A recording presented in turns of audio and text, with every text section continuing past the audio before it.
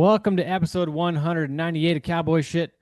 Proudly coming to you from the Brahma Boot Studio in Calgary, Alberta, and our satellite office in Lloydminster, Saskatchewan, with my pal, Mr. James Foley. Alberta. Oh, you're on the We ain't, Alberta side. yeah, Why we're did I not say paying P. Saskatchewan? I We feel ain't like I, paying PST over here, boy. I think I default to Saskatchewan, but the actual town office is in Alberta, isn't it? Yeah. For those that don't know, Lloydminster share is on the border, actually, of Alberta and Saskatchewan. There's probably more Alberta town though in Lloydminster, isn't there? Yeah. Just for the PST, isn't it? Yeah. Well, Lloyd's PST exempt. Exempt. Oh. What about daylight savings time when Saskatchewan changes time? It doesn't happen until The- you're outside the city limits or what? It doesn't go till like on the east side of Lashburn, I think. Oh, like past Payton? Like is Doug Young on daylight saving time or no? I'm gonna say Doug is. He is. So he's Yeah, just on the other side of the line. yeah, I think Maidstone is even. Oh. Where do they draw the line? I thought that was like, I don't know, Paradise Hills, Saskatchewan time. So it's somewhere, it's a fucking crooked line. huh, weird. Yeah. When does your phone change? That's what I want to know. Like when you're going to Meadow Lake, like when does your phone time change in the winter? I turn it off because it'll change in Lloyd. If you go north of Lloyd, you'll be all messed up. You'll be an Really? hour late for supper Oh, no or shit. an hour early. Huh. Probably an hour early. Depending on the season. Yeah. Interesting. Um, well, I gotta talk about some more Brahma boots, James. We haven't talked about Brahma for a while. No, we haven't. We skipped out. We kind of like we didn't give them much love the last couple shows. It felt a little bit like I missed the boat for them. Like you missed their birthday. I missed their like I didn't quite miss their birthday, but I feel like I missed a few birthdays in the last little while. Yeah, or you sent a late happy birthday to somebody very like Yeah, close to you. yeah. Like, You know, it's a are you saying this for somebody in your life that you just showed me a picture of no, that I was late on her birthday? no. I'm just saying in general. It's that feeling when you're like, you missed it and you shouldn't have missed it, but you Shouldn't have missed did. it. Yeah. Yeah. Ah, But let's give them some love. yeah, but we talked a bit about like the construction of the boots the other day, but what else do you want to know about Brahma boots, James? What else do you want to know? I want to know where they're made. Winnipeg, Manitoba. All their boots made in Winnipeg. Everything. Yeah. So we make everything from like a military dress shoe in the factory in Winnipeg to a steel-toed boot that has a crazy big shank in it that's made for the linemen that climb the power poles. They Or we make make it like a all. casual little slip-on shoe or a cowboy boot or a steel-toed pull-on cowboy boot.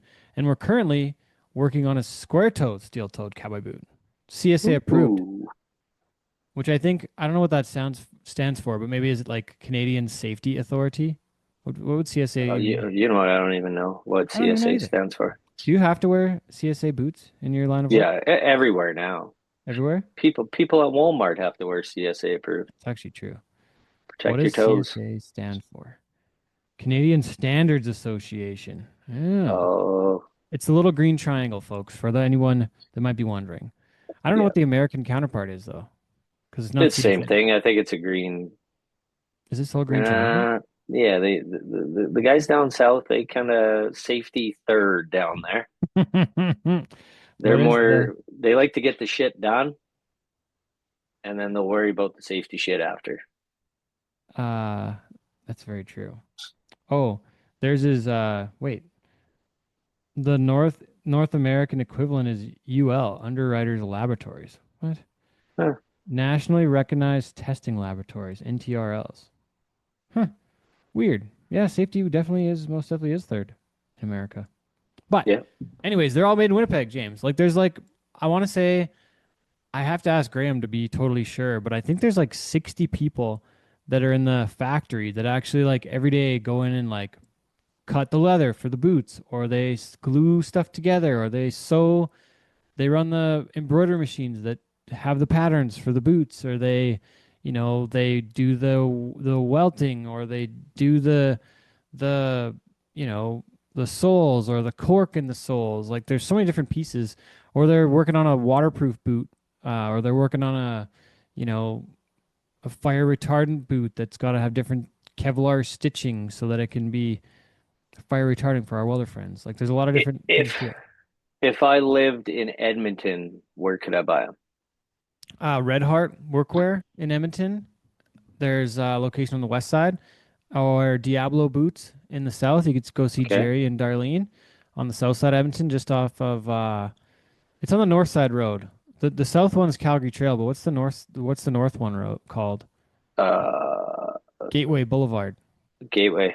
Yeah, Gateway. But the Edmonton store is I think just off 170th, if I remember right. It used to be on off Okay. 99th Street, but now it's I think 170th Street over on the west side. Then you got Anywhere between Edmonton and Red Deer. yeah, Jones Boys, Pinoca. Perfect. Yeah, then Then we you could. got Wheeze in Red Deer as well, and you got another Red Yep. Heart in Red Deer as well. I'm trying to think. You might have put me on the spot here. I hope I don't forget anybody right now. But there's like Well, just think about it. But there's a lot of places. You probably go to Brahma Boots dot CanadaWestBoots.com. oh CanadaWestBoots.com. Yeah, because Canada West Shoe is the factory that makes Brahma boots and Canada West boots. That's the deal. Perfect. But it's Canada West Shoe Manufacturing, which actually used to make There. like Greb was a Greb shoe factory previously, and they actually used to make Bauer hockey skates back in the day. And in No like way. early 80s, there was like a licensing deal with Dan Post, where the Dan Post boots that were made in like the Canadian version of Dan Post was made by Canada West Shoe. So I actually have a Dan Post boot with a Canada West Shoe manufacturing label in it because we made it from like the early 80s. I think it was 85. And I still have that boot and I still wear it. Still wearing it. Yeah, but it's like we make a So lot of shoes for like the Canadian military yeah. and like different police services, fire like people fighting the fires out there. There's like a crazy catalog. If you wear any sort of footwear, which is anybody, check out CanadaWestBoots.com. Check out our shoes. Check them out. They got a boot for everything. Even a lady that needs a steel toe. We got two or three different styles of ladies steel toes for sure too. There's a pull on and a lace up. There's options. We got options, and now we have a climber in the Oh, ladies. Or for a guy like me, has a small foot, we got a ladies version that'll fit your small foot. small feet. Yeah, Are you a guy that wears lady boots normally? that's correct. They even make them Yeah, for me now on a ladies boot last because I have such tiny feet. really. Yeah, You but know what like they say about guys with small feet? small socks, right? Yeah, Yeah, and tiny it only wieners makes too. sense. Or No, is that no, just a myth? I don't know. No, that myth, I believe. I don't know though firsthand, but I got Come on. medium. I think I got size 9.5, 10. Oh, okay. He's not small feet footed. Mine, I wear a ladies 8.5, which is like a men's, can be like a men's 6, depending on what the last size is, or a men's 7, depending on what's going on. But Wow. I have shoes that are all the way down to size 6 in a men's. 8.5 ladies. This fits me really good with the Brahma, with the Canada Right. West. Yeah. So guys with small feet can find a good boot. Absolutely, yeah. Made in Canada, Yeah. like, and we're supporting our Canadian tradespeople and Canadian businesses, but they're top to bottom made in Canada. Like, there's different components. Like, of course, we don't have all the components here. We have to buy, a Vibram sole, or we got to buy a rubber sole or a leather sole. Like, a lot of the leather comes from Mexico. There's I want to say a few pieces that come from the U.S. still, maybe, but like, there's a lot of different components that would go into a boot that you wouldn't even think of. But yeah. But Anyways, if you lived in the States, you could still try out a pair of Brahma boots. yes, if you want to try them out, there's less of our Western boots that go south, but there's actually a few. If you look in the tags, depending who you are, where you're at, there's actually some. I think the brand is called Red Dog, but there's like a California forestry company that buys our boots. That they're made by us, and we ship them down there as under a different brand. But we can't have the Brahma boot brand in the U.S. because that's actually like a brand that Walmart owns. It's like a house brand that Walmart owns. So if you're in the States, you want some Oh, Brahmas, Walmart. we'll bootleg you some down there. Yeah, let us Yeah. know. Yeah. Send, But slide into our DMs and slide, and and then we'll and hook then you up. slide out in a new pair of boots. You know what we forgot to do at the live show though? We just did the live show. That was what you were asking what we were going to talk about, and I was like, I don't Oh know, we'll yes, figure it out. We did the live show at the King Eddie. that was a big one. It was a lot of fun. Sorry I missed you there. It happens. Busy Wednesday. But Busy uh, Wednesday. thanks to Chelsea O'Neill, Adam Oppenheimer, the King Eddie, Devin Riches, Alicia Erickson, the gals from Foxworthy, Trevor Christensen. He's also known as Al Mule. But we recorded that show. I'm still working on getting all the files together. I'm hoping that we can put something together for the 200th episode. That's my plan right now. But yeah, thanks everybody for joining us, for being there in person. It was a lot of fun. We had a pretty cool event. I was so thrilled that anybody wanted to buy tickets to come watch us. Foley, it was pretty cool. Next time you gotta come down. So, I'll buy a ticket. I'm gonna sit No, front you're gonna row, come host with perv me. row. I'm gonna sit in perv row You're gonna right at huck the loonies front. at me? Yeah. I'll bring a poster if you do. I prefer magnets. Magnets? Yeah, okay. I Yeah, can so bring some magnets. if I could get a magnet, Some I'd cowboy prefer shit that. magnets. Yeah, you know what I mean? A poster's just It's whatever. obnoxious sometimes. I still do have a Piper Hard sticker magnet on my fridge downstairs. Really? Like a magnet, yeah, from Grand Prairie a couple years ago. Nice. Yeah, some of the boys went to the Peelers in London last week too. We were out there for the show Uh-oh. on the Cup Series. Yeah, they called me after the Oilers lost in overtime, and I was like, no, I'm going to bed. If they would have won, I would have considered it, but they lost, and I'm Yeah. like, I'm gonna go to sleep now. Yeah, that makes I'm sense. I'm gonna throw my sucker in the sand, and I'm going to sleep now. How was the trip out east? We had a good time. Once we got done the live show, once again, it was a lot of fun to do that one. We probably will do another one here at some point. We're talking with Adam, and it sounds like we're gonna plan another one in a few months too. So stay tuned for that, the second version of the live show. But yeah, huge crowds in London, ton of great bull rides, ton of big scores. Like there was like 289s, 388s. Like the I don't think I haven't seen the videos back yet, but like watching the videos back the day after, and I remember like Dakota rode that Kryptonite, which is that Kryptonite of Nansen's, I want to say is like an 84, 85 pointer usually out this way. Yeah. In my recollection, and I was watching back, I was like, that bull seemed like he was kind of flat for an 88 and a half. Like, I think the scores were a little bit juiced, but like the right guys won. Dakota made three of the best rides. I think he was like 86, 87, and 89 or something, or 88 and a half, 87, 89, like three really solid bull rides. Um, I think Jordan Hansen rode three, Garrett Green rode three, um, Colton Hevelow rode three. Like guys rode some bulls. They made some great rides. No, just wait. Yeah. Oh, need a pause? Oh, I got a bee on the ground. A baby calf? No, no, no. A bee. A bee? What do you mean? Bumblebee? Yeah. Look Did you at this. get stung by a bee? No. Oh dang! Look at him go. Yeah. Just buzzing. Yeah, we'll just keep him here. Sorry about that. No, you're fine. Tell me about Meadow Lake too. We had a great show in London, but we're going to Ottawa this weekend. But you were in. We also had a great show. I got to give shout out to Caden Willows and Matt Korchinski for looking after the ship in Rocky with Denny Hallstead and Dave Polson. They were all in Rocky. Had a great show. We had Robert Schmidt and Scott Byrne out there with us, with our crew in Brinson out in London. But you were in Meadow Lake, and then I want to say forget where you were the week before, but you've been on the run too, bucking some Yeah, bulls out there. we've been in Edson. Oh Took a yeah, bunch of calves. Yeah, took a bunch of calves to Meadow Lake, and that was a good one too. who won Committee that one? I just saw the thing. Eric O'Flynn or who was it? Eric O'Flynn. Yeah, he won.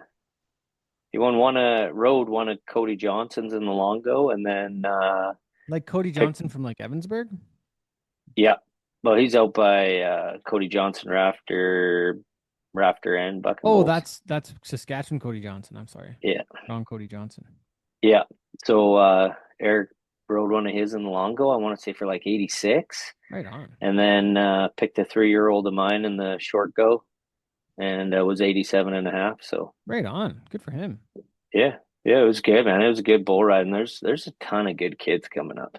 I love it. How was the you want any bull of the event stuff? Top mark bull or what did that look like in Meadow Lake? Uh, no, no, nothing. I think there was like 6 or 7 bulls that were like in that 42 and a half mark. So, Okay.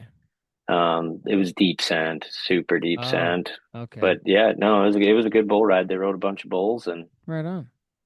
10,000 added. So Eric Big walked payday. away with some cash and yeah, Big payday. I like it.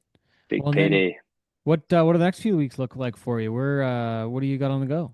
We're busy with fraternity caps. So we head to Eston on Friday and then I have a fraternity on the 21st, an ABBI Canada event at our place.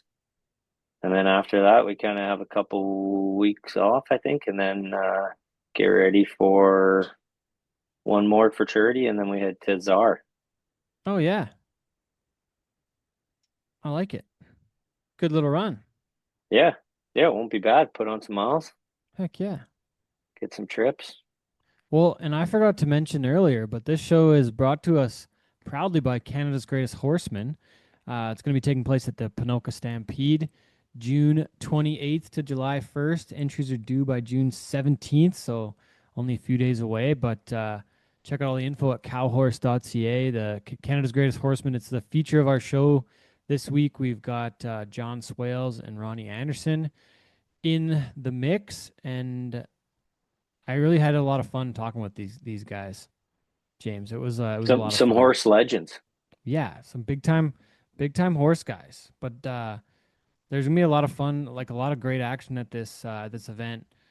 Once again, June 28th to July 1st at the Cal Nash Egg Event Center, just down the road from the Ponoka Stampede grounds. But the whole show, we're talking to these guys about the event, and there's a lot of cool horse stuff. I gotta say thanks again to Alicia Erickson for doing the video on this side of the show this week, and she actually jumped in and asked a few questions too. So it was a lot of fun. It was a good show. Good. It's going to be a good listen. Yeah. Well, best of luck out there the next few weeks, Foley. You got anything else before we wrap it up here? No, that's about it, man. Go Oilers. Hopefully they pick up their socks in the next game here. They got to win it in 7. They got to win the next game, I think. Like that's pretty key. You can't go down 3-1, No, no, you ain't coming back. right? They came back from 3 rip last year, but I don't know. It's a battle. I don't know what to tell Edmonton. They just got to play the skilled game. Yeah, they can't take so many penalties, I feel like. That was a pretty rough start tonight. Florida's going to beat them in the toughness game. Yeah. Yeah. I can't even. The crazy thing is, like, I know they got a lot of good guys, but I like Sam Bennett, Brad Marchand, Aaron Ekblad, Seth Jones. But I'm trying to think, like, who their real tough guys are. Like, I don't like Edmonton's tough guys. What? Like, I don't. Would you consider Corey Perry a tough guy? He's not Yeah, really like a fighter. Kane. Kane Kane, I is. guess. Kane and Nurse. Ekholm's big. Wallman's big. Nurse is big, but he takes a lot of stupid penalties, I feel like, at times. Yeah, I don't know. It's going to be a battle. The Oilers are going to have to show up and play their game. Yeah. Hope the heck they can win game 4 Thursday I'd night. like to, I'd like to see a Canadian team win. It'd be nice. I agree. We've had quite a bit of heartbreak the last little while between what was it, 05, 04, the Flames lost game 7 against Yes. And the then oh Lightning. six was the Oilers? Yeah, and they lost. Did they lose in game 7 too against Carolina? Or was it game 6? Uh, Like they lost the yeah, cup they final. lost regardless. And then we lost last year game 7. Didn't who else made the finals? Didn't the Canadians? Montreal was somewhere in there, weren't they? Yeah, they made it in like the COVID year. Yeah. Yeah. Anyways, uh yeah, thanks for doing this with me. Got anything else? Wrap it up already. Wrap her up. All right. Well, once again from the Brahma Boot Studio, I'm Ted Stoven. He's James Foley, and this is episode 198 of Cowboy Shit. Thanks for tuning in. Our interview with Ron Anderson and John Swales coming up after this. All right, we're in the Brahma Boot Studio with the live crew in the studio for one of the first times Yeah, I got a in the pulse. flesh. Yeah, that makes Yeah. us live. in the flesh. So we've got a really great show lined up. I thank you both for being here today. I've got some pretty elaborate introductions set up here, so I'm gonna do my All best right. here. But this guy's he's a little bit of everything, much like a cow horse. I'm reading off a script. This isn't totally all my words, but he's a trainer, a competitor, an announcer, a former NRCHA judge. He's a wealth of knowledge in all aspects of Western performance horses. Whether it be breeding, Canadian American equine history, he's a passionate supporter of the sport. Very funny. He has sharp, quick wit. Again, I didn't write this, but this is very well Sounds done. like I wrote it. This Doesn't is very well. Yeah, you maybe did Yeah. write this. Yeah, You maybe I did think I write did. this. He's a passionate supporter of the sport. Very funny and has a sharp, quick wit. I already said that line. You won't miss an opportunity to take a well-executed shot at someone. Ooh, that might be some shots fired on that one. I don't know, but I've known this guy for quite a while now, but we never got to do a show like this. But once I saw your name on the list, I was really excited about this. So please welcome to the show, Cowboy Shit, for the first time ever, Mr. Ron Anderson. Hey, Ted, thanks. It's nice to be part of it. Yeah, You thanks for put doing out a this. lot of cowboy shit, and Hey, thanks. I just flattered. I've never sounded so good in the introduction. I think I should just leave the room now and not try to live up to it. You know, Who- should we record that for like when you go to announce shows? Like we'll play that and then you take the mic and then people are like, oh yeah, like There, I need to there. listen to this guy for the And next get the 7 live- hours, That right? should be your introduction. It from should now be. on, Yeah. Well, Yeah. it didn't take me long to write it. Yeah. So. Who else you got? What else is on your list? For yourself? No. For our You've other covered guest. me off. For our other guest. Yeah, we got more guests. Our other guest. Okay. I don't know what order to do this in. There's so many things I might run out of breath, but there's a lot of pieces here. But he's got a lifetime earnings of over $1.1 million. And this is just the recent notable titles. The 2024 Canada's Greatest Horseman Champion. And that was one, you guys might have to help me out on this name on the horse, but SLR One Smart Wolf. Smart as a cat. Smart as a cat. Okay, Yeah, dang it. Anyways, also the 2023 Reserve Champion of Canada's Greatest Horseman. 2019, the World's Greatest Horseman Champion. And this was on Metallic Cat Rose. Is that right? Yeah. That's you right. bet. Also, 2017 World's Greatest Horseman Champion. Countless other show and class championships. 9-time Calgary Stampede Open Bridle Champion. 2021 Run for a Million Cow Horse Qualifier as well. Does this sound about right? Yeah, I think so. Yeah. Yeah? Yeah. Did I get it right, Ronnie? Am I missing any? That was really. You're going to miss some, yes, because Yes, there's sprinkled too in many. among that in the learning curve. Sprinkled in among that is some reserve and some world Yeah. Some major titles too. championships on various horses. And that- these were just the most these are the most recent. current. Yeah, and, most you know recent. what we've done here now? We've elevated him to a thing where he's almost uncomfortable. Yeah. So I think we should leave it there. You know, like Yeah. he's floating End of the above show. his chair. He feels good about being here. Maybe we won't. I've got some other stuff we could unload if we need Yeah. to bolster him up. 'Kay. But good on your intros. Hey, this is not all my work. I'm not taking credit for this. I got some really great info, some great support on this one. But thanks. Welcome to the Brahma Boot Studio from Millerville, Alberta. It's John Swales. Thanks for being here. Thank you very much for having me. Yeah. So today, the big topic here, we're talking about Canada's Greatest Horseman. It's June 26th to 29th during the Ponoka Stampede. There's I'm trying to think of how many days that is now. Well, in but- June it gets to be a little busy, but From 4 now days. till then. Well- yeah, there's four days of competition. Yeah, and then the finals is so 4 days of competition, but it goes 10 a.m. to 12 p.m. from June 26th to 28th. The 26th is what is that? Is that a Wednesday or Thursday? Is it Thursday to Sunday? I got to look at the dang calendar. now. I never looked at the calendar to find out. It's different dates this year with Ponoka. 26th to 29th Well, is Thursday to Sunday. Yeah, the Stampede itself. Yeah, starts on on the 25th, ends 25th. on the 1st. Yeah, that's right. Our show On the Monday. right, Yeah. right. And we're done on a Tuesday this year. You guys are done on Monday or Sunday? I'll tell you what. Tell Let's us. do it this way. Tell us. Okay, there's a stock horse show in conjunction with Oh, wow. Canada's Greatest Horseman. Yes. There's a stock horse show, a reined cow horse show that runs concurrently. So what it's designed to do is shoehorn into the downtime of the rodeo, so that the rodeo fans can come down to that beautiful Cal Nash Center. Right off Highway come in- 2A. Come in there, in Ponoka. right.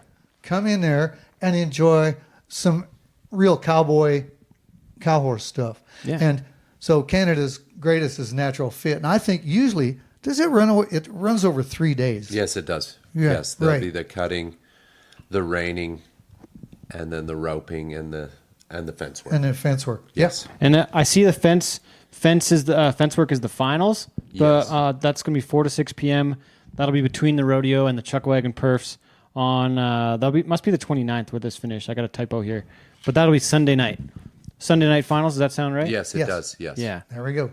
Yep. So is it I know nothing here. So is this like what horse are you riding when you're getting to this show this year, John, and what I might be throwing you off here, Ron. I don't know where to start with this, but Well, how about- I haven't been able to get over there because I'm a little busy at the rodeo. I know you. I'm a little You full spend on. a lot of time up there, and you are I'm real busy. stuck over there, yeah. So you don't see what goes on down there. But John just said, okay, so John, to win Canada's Greatest Horseman, what elements do you have to compete in? So they start with the herd work event. That's the first one we'll do, which is What is that? It's just cutting. Yeah, you bet.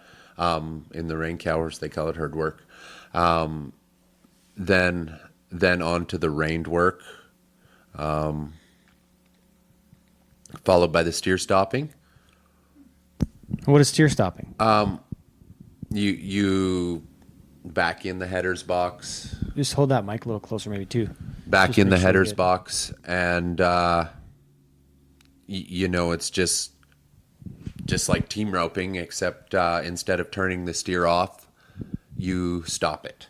Oh, Judged, because that's more legitimately the ranch side of it, honestly, right? yeah, and you're judged on how your horse stands in the corner, in the box, how it runs to the steer, rates the steer, and then how it stops. Okay. Stops the steer. They want a nice square sliding stop. Yep. Oh wow. And then you got the reining and the fence work. The fence on work day 3 will be the last. before the finals. I would imagine usually they do the steer stopping and the fence work the same day. Okay, gotcha. And then there's another fence work for the finals. Yeah. Right on. So we do 2 fence works. Yeah. Have you made it over there before, Alicia? You probably Once for the finals. you were there for the finals? Yeah, I went and filmed it. And that's a bit of Alicia Erickson on the video, does all the sideline interviews, a lot of the video content at the Pinoca Stampede. She came to help us out on the video side of this thing tonight. So thanks, Alicia. It was Appreciate top drawer talent all the way around the table, it. huh? 2-year Miss Rodeo Canada, right? Part of the PBR Canada Cup Series broadcast on TSN. Boy, Pinoca Stampede. I knew I didn't need to clean my glasses when I walked in. Now, oh, well. You got the elements now? I think so. Yeah, This- there's a few so- different pieces, and then so it'd be 3 rounds and then a finals. Is that what I'm understanding, right? Basically. Yeah. 4. 4. Yeah. 4 and Because then it's a 4 event. Yeah, there's A Four- 4 event there's 4 show, separate yeah. events. oh wow, And, and so a winner in each discipline too. Then technically, Not technically, but actually, yes, there is. There's Yeah. a winner in each of the Oh, wow. 4 elements. And the greatest horseman is essentially in rodeo terms would be the all around All You it's bet. Yeah. best of overall Aggregate score. aggregate. Yeah. Aggregate score. Wow. And I was reading on the scoring. You kind of start with a 70. That's kind of the starting point, and then you go up or down from there as far Yeah. as plus and minuses from there. Yeah. Yeah. Yeah. How bad you can screw things up or or make things right. Yeah. Getting above a 70 is really what you focus on. It is. Yeah. It's easy enough to get below a 70. Yeah. So, Like I would probably get like like a 4. the old If I was doing it right, Yeah, yeah. I'd be like a You- 4. You start out with a 70 when And you I ride just, through the I would gate. just, And you just ride through the gate, and if you're like me, just ride through the gate and pull up. Don't make any more mistakes, and you're all right. Yeah. They call 70 a good average score, but in order to win this, so John, you've got to jump out and be solid in all 4 elements. So. Yes, you need to try to. The objective is to try to win every event. Yeah. Because then when the final fence work comes around, it's not necessarily make or break. It is because there's so many variables in that fence work.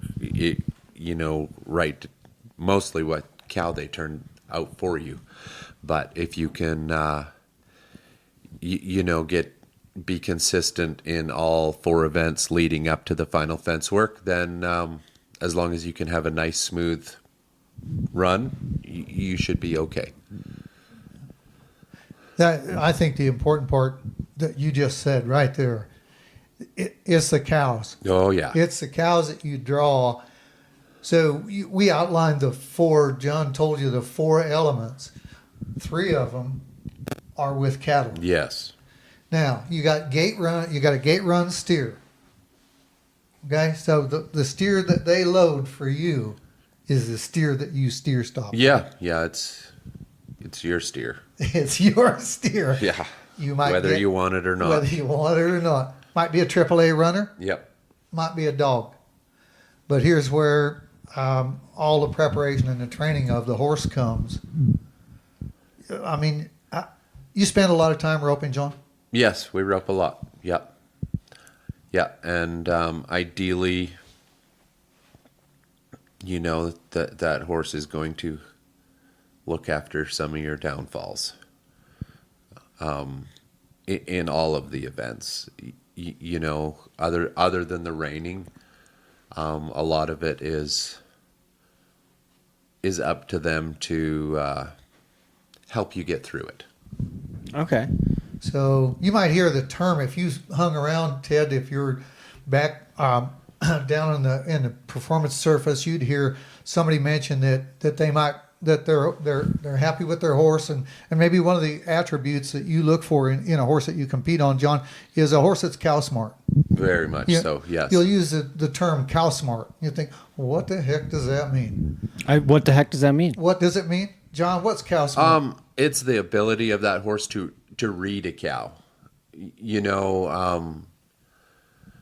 So obviously the rider can read the cow, but the rider has to read the cow and then dictate to the horse what they should do.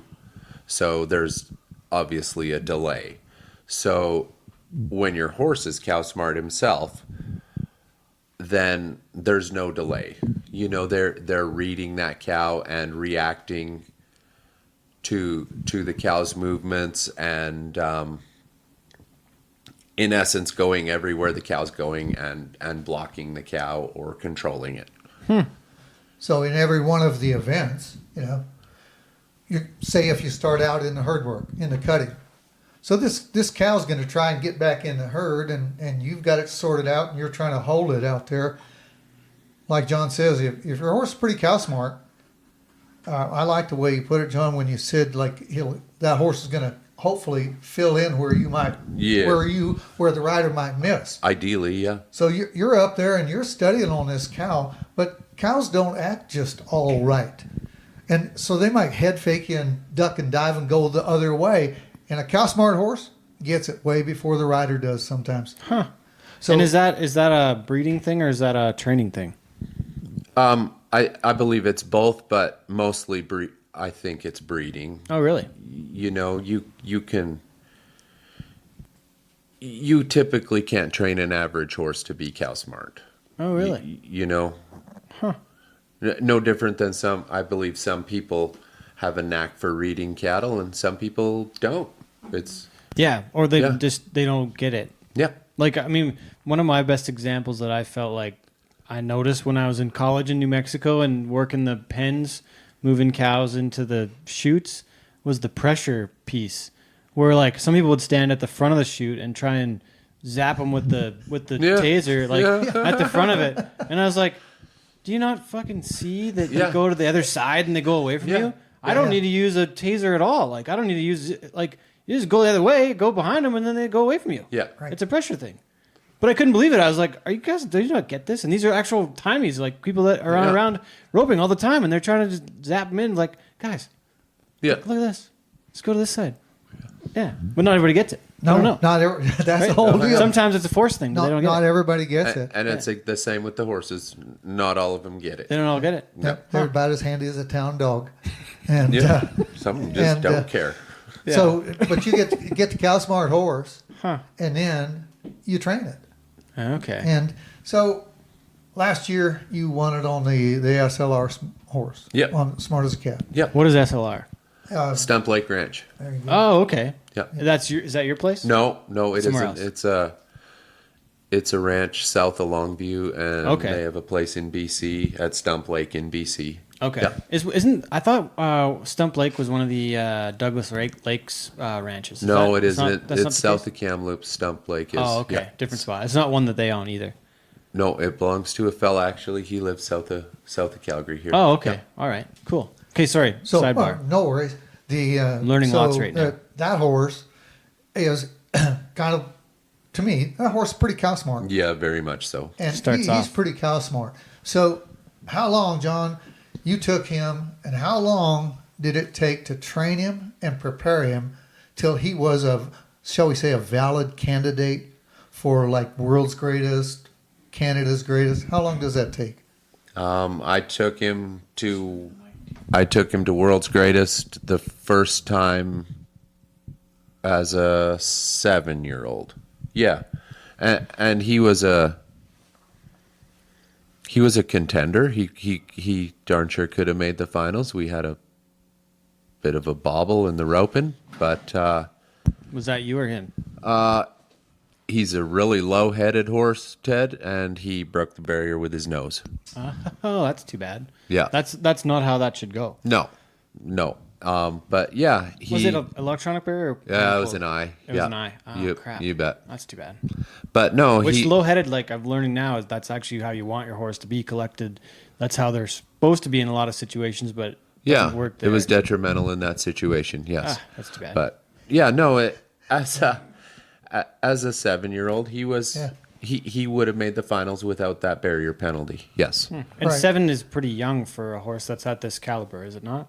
it's And the cutting, they're like most of them are pretty young. Well, Are they not? they'll vary. Maybe if you looked at a 7-year-old, he's just starting to. By 7 years old, they're starting to hit their prime.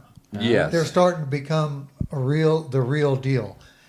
But you've got consider 5 this. years of training on them Yes, by that point, that's the right? 3, important 4, 5, part 6, there. 7. Yes. Yeah, it's your 5th year already. Yeah, but for those all-around contests, and for the rein cow horses, they've just come out of their 2-rein year, which is as typically as a 6-year-old. The 2-rein is where you have your bridle bit and a bosel Okay. under the bridle bit, and you have your Makati reins hooked to your bosel and your Rommel reins. Okay. So There's a lot it's of technical things here. it's a I know it's a Rommel. I know stepping that one. stone Yeah. to make a bridle horse. Okay. Learned a lot this winter. The epitome of the rein cow horse world, like at the top of the pedestal, what everybody wants to ride, is that great bridle horse. Huh. Getting there to that great bridle horse is a long path, Yes. and it's historically documented by the vaquero tradition. But they start out 3 years old, rein in either hand in a snaffle bit as a futurity horse. 4 and 5 year old, they can be shown two-handed again in the hackamore. Yep. And then John just described now as a 6-year-old, this horse is getting better all the time. Every year. He's getting more confident. He's getting more training. He's got some natural talent. Now it's being trained and refined. And so then, as John said, when he's in the 2-rein with the little bosel underneath the bridle, he's kind of getting ready to get to the top level tier of, Okay. the bridle horse. Yep. So, and just kind of my point was, as a 7-year-old going into that all-around contest, they're a little greener to be shown in the bridle. Okay. Typically, in those all-around events, those horses are a little older and a little more been there, done that. Like most things, it takes, like from most of us too, it takes us a lot of preparation and a lot of exposure to get to where we're comfortable in that kind of a pressure performance situation. So you take yourself with your career. You can go to the Pinoca Stampede now and do your job, and you don't even kind of notice the pressure. Oh no, I definitely do. But you know how to handle it. Sometimes. Well, you got a good fake going on then. Fake it till you make it, It's the Ron. same thing for us and the same thing for you as a competitor, I think, isn't it, John? Oh yeah. Yeah. You know, you got to get used to that pressure situation, Yeah. and to just do your deal in that pressure deal. And there's different reactions over the years too. Like there's times when we'd be stressed and that would react on our horses too. Yeah, Or for sure. over years of they know what's going on. They're reading us. More often than not, Yeah. better than us. Yeah. And, yeah. This year, are you going back with the same horse, or you got other choices? You No, I got think an idea? I have an idea. Yeah. Yeah. I'm gonna try to. We've been working on roping on. His name's Hendrix. Yeah, and he's been a bridle horse. Well, he's the same age as the SLR horse. Oh, okay. Yeah. And so, but different one. Like you went on this horse, and now you're gonna go with a different one this year. Yeah, I think Oh, so. really? Yeah. Oh, wow. That seems like. Am I thinking that's unusual, or are you entering a couple horses in these? No, competitions? it's a one horse only. Oh, really? Yeah. One horse, one rider, Oh, wow. one bridle, one contest. Yeah, there you go. You know, like this is That's a line by an announcer. Yes. this is a one-time deal. Here, at least you need a Yeah. microphone. Well, I just have a question. You can repeat it. You know. Okay. Let us know. What I'm curious is at home, like when you're preparing for these multi-event days, weekends, whatever it might be, will you put your horse in, like, will you practice these different events back to back to back at home? So like steer stopping, then cutting, then reining, then all in a day's work, or is it always separate? No, it's usually separate. So, for example, one day, let's say we'll cut on him, on the horse, and then the kids like to rope at night. So, usually I'll rope on him at night. Yeah, Okay. They'll get worked in one event during the day, and then we'll rope on them at night.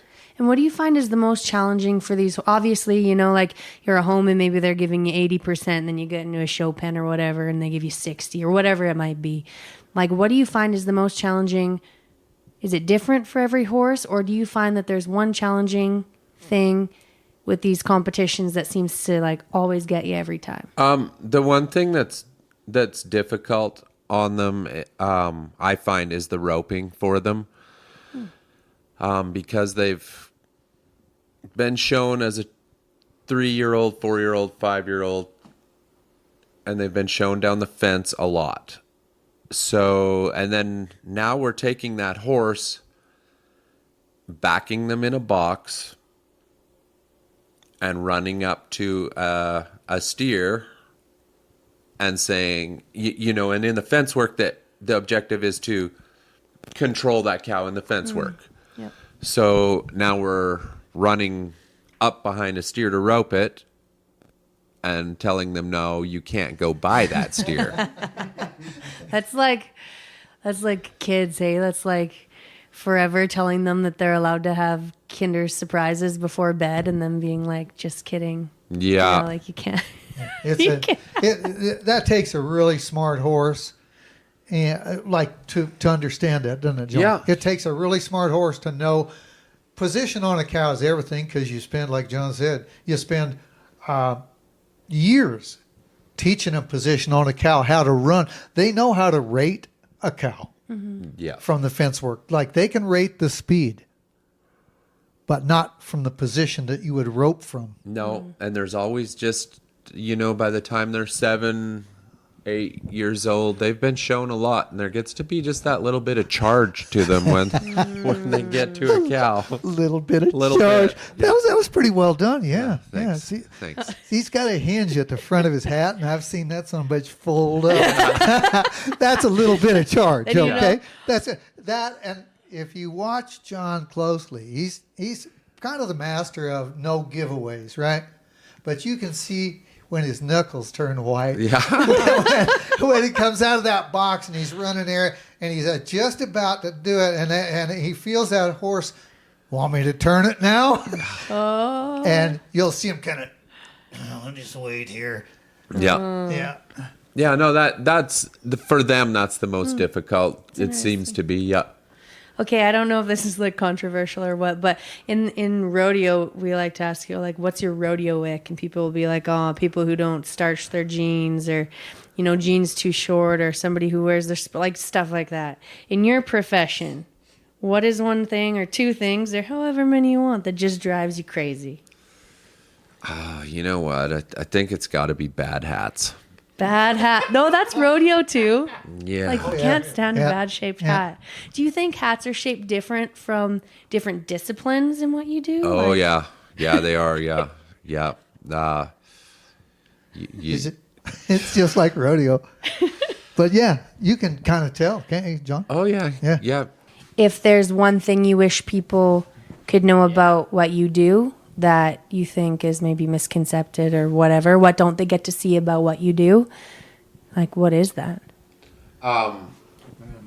Yeah, I think it's biggest thing is that, you know, I've heard it numerous times, them saying that you just sit there on that horse and it does everything for you. You know, kind of like a monkey on a border collie. But No offense to Whiplash the Cowboy Monkey. yeah. I think he's retired now. Oh, okay, sorry. But I think, you know, they don't see the feel that horse has in its mouth and sides, and the subtle cues you're giving that horse to help it perform. They do a lot on their own, but it is a partnership. You're there to help them also. Right. Yeah. Very cool. Do you have any comment about that? Well, I threw out this one idea, and I'll throw it out again to you. It's just a concept that in the early days of the vaqueros, when they were herding them cattle in northern Mexico and southern California, the indigenous people of the region had never seen mounted riders doing this before. And they didn't distinguish between the rider and the horse. They thought because of the communication and the look of a rider on these horses, these were skilled horsemen on a skilled horse. The indigenous people thought they were all one.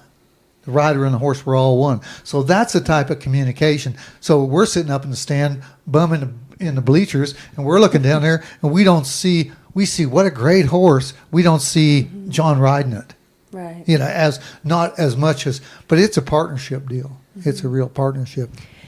What's the coolest feeling for you about everything you do? What is your absolute favorite feeling, if it's only happened once, or where have you been on top of the world at in your career?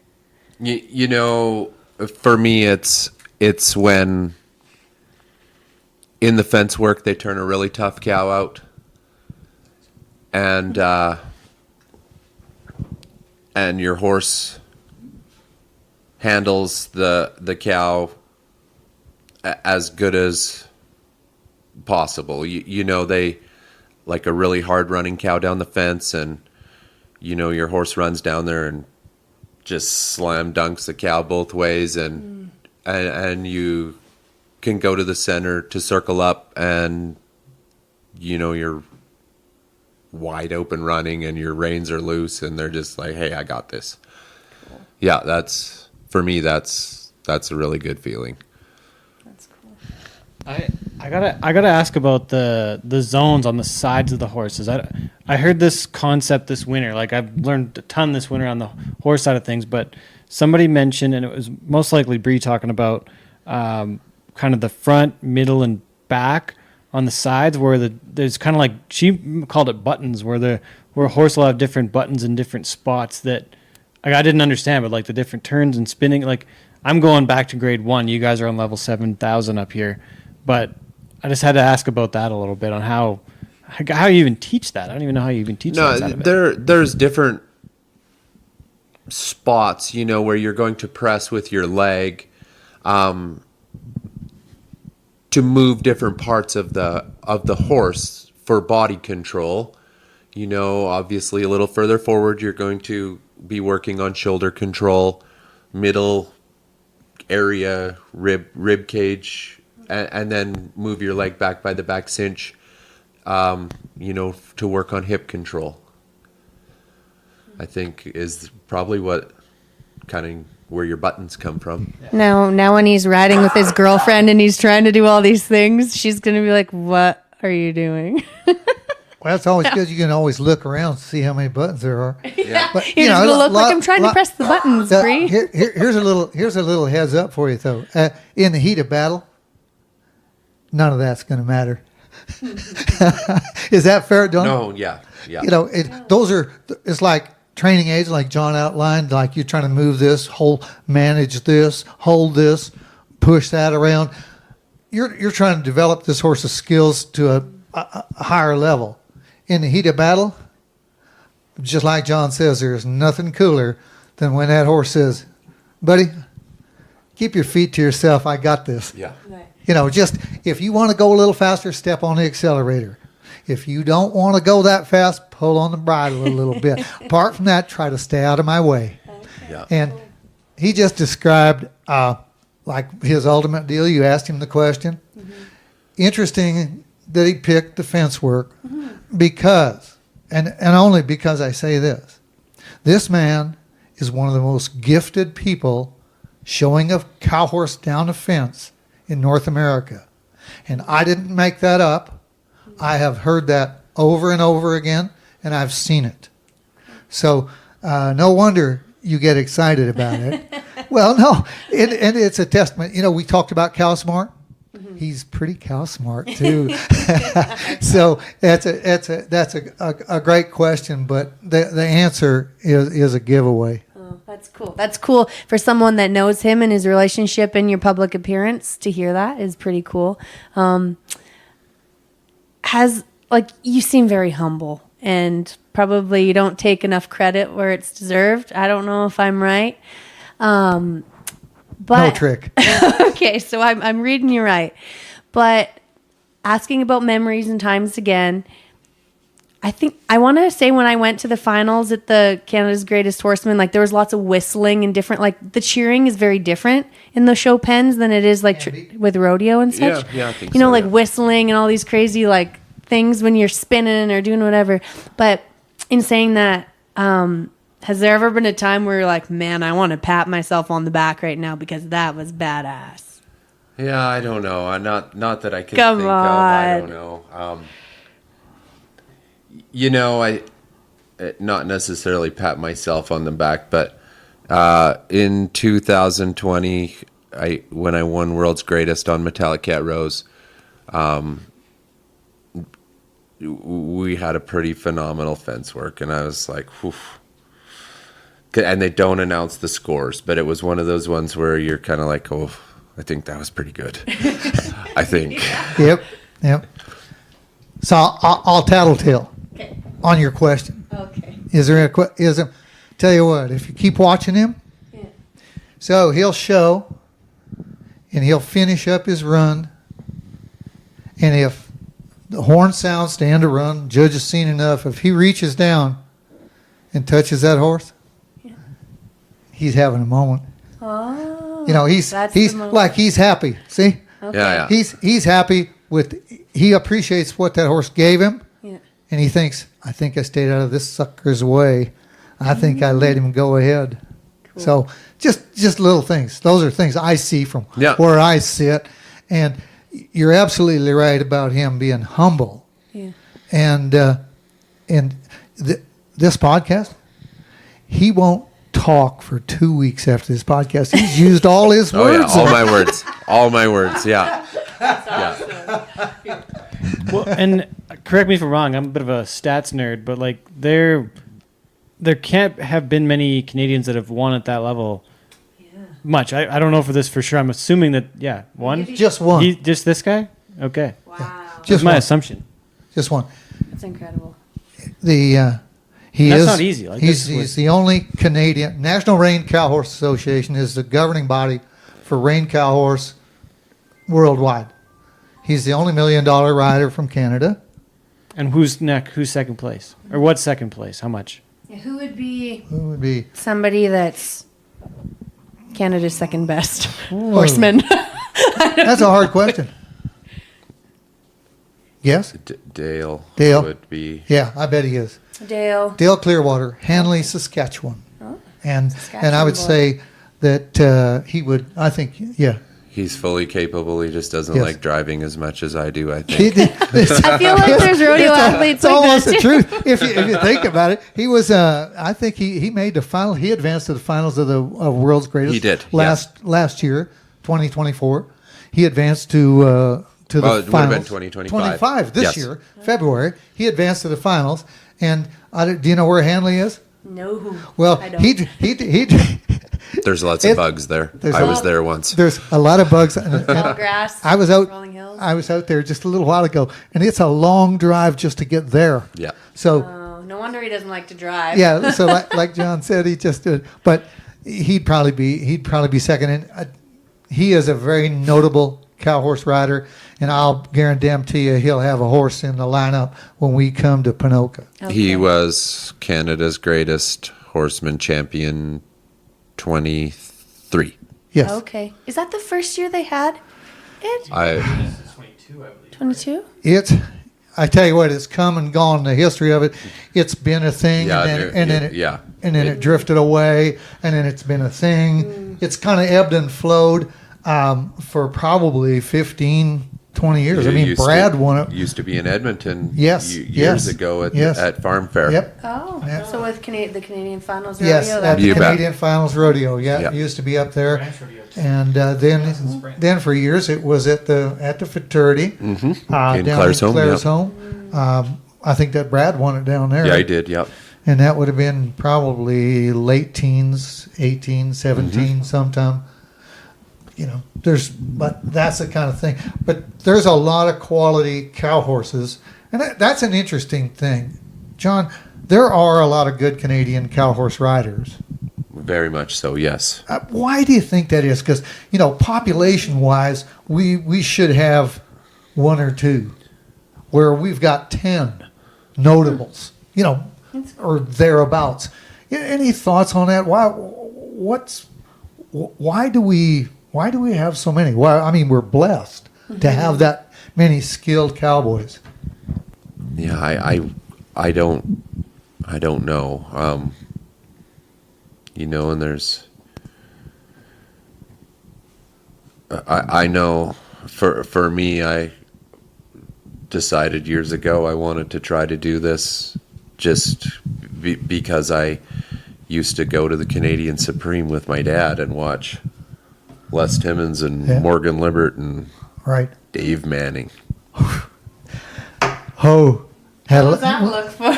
well, Dave Manning, back in the days, He's a legend. he's Okay. a legend in the reined cow horse world in Canada. The reined cow horse world came alive in Canada in probably 1972, 73, 74. Okay. Sometime in that. And from that point forward for nearly a decade, Dave Manning was the man. Matisco, Alberta. Where's Matisco? Oh, way the hell out. Houses from. Out in the desert. It's out. It's out. It is. You drive as far as you can east. Okay. Go a little bit north of Hannah, or Oh. yeah, On 36? yep. Somewhere up Oh, Yep. is it? I have no oh, idea. yeah. Well, Yeah. I was lost, and that's how I saw it. But I mean, it is desert country. But he's the legend. I mean, Neat. and that might be part of the reason. John, what about this? Inspired a lot of. Most of the good cow horse people that you can name, cowboyed. Yeah, you bet. They didn't start out like getting trained in an arena, and then develop their skills. They actually started out in the open, Right. out cowboying. I mean, Dave Manning's background was that. I mean, Yeah. they gathered. I mean, bad cattle. Same as last Timmons. Timmons was a feedlot rider. PFRA Dale pasture. Clearwater.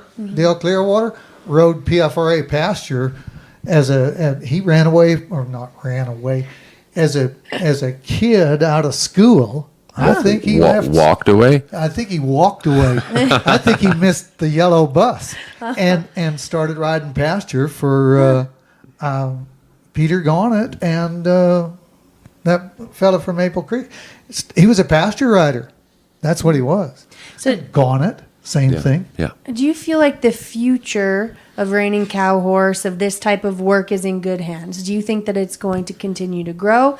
Do you feel like it'll go through spurts? Where do you feel it's going to go in the next? At this point, it seems like it's going in a really good direction. There's a lot of participation at the shows and horses in training, and I believe it's going in a good direction. That's good. It is. I agree so much. Yeah. It's going in a good direction. They've built a place for a lot of people to play in different categories of classes. But the fact is that the hallmark that we're talking about, Canada's greatest, one of the biggest features of the reined cow horse world is there's an element of danger. It's just like rodeo. Okay. It's just like, why is PBR a standalone? Because somebody could die. Huh, yeah. You know, like, why do Yeah. you go to those hockey games? For the fights. Yeah. Oh yeah. You know, That's why I it's, go. you know, that kind of deal. I mean, everybody can go through my brother-in-law used to call the reined work in cow horse. He used to call that foreplay. He says, "You just make me do that so I can go down the fence." And you can say that on this podcast, can't you? It's called Cowboy Shit. So Oh, there you go. one of the next questions is what your definition of cowboy shit is. It sounds like we're doing it here. Yeah. Well, I think we are, and that's why. So I'm going to thank you very much for having us here, because we have hijacked your deal here. Perfect. This has been fun. Yeah. I feel like you're opening up and you got more to say. No, you've got more words out of me than anybody has in a few months. Oh, that's good. High five to us. Ronnie, I kept Alicia way too late. We thought we were doing this at 5, so she's been supposed to go home for dinner for a long time. Do we have any? Yeah, that's been a lot of fun. Yeah, we'll make sure we send Denver the preview so he can. Yeah. Anyways, we better wrap it up here pretty quickly. I could go for hours today, but what else do you have on your list we really got to get to? If there's a couple more minutes, and then we've covered off anything that I thought was good and more. Perfect. So I just my notes were strictly if we got stuck in the mud. Oh, And This we is never got awesome. stuck in the mud. awesome. And Alicia, we better look after your life. I sure hate to see you miss a chapter of it. No. But thanks very much for being here. No, it's good. On a barbecue by now, probably. No, we're good. We eat late anyway. Okay. We're late eaters. But I had one more question I freaking wanted to ask, and I'm trying to think of Think what about it it. I was. got one quick. Okay, go. Okay, we got to do the definition of cowboy shit, though. We actually got to do that. I want both your definitions of cowboy shit. You go first, Ron. Well, me. You can't say same after he says it. Yeah, Samesies. yeah. Nor ditto. You can't do ditto. Yeah, both of those already picked. Cowboy shit to me, because I'm a real fan of the cow horse thing, and a reined work and a fence work.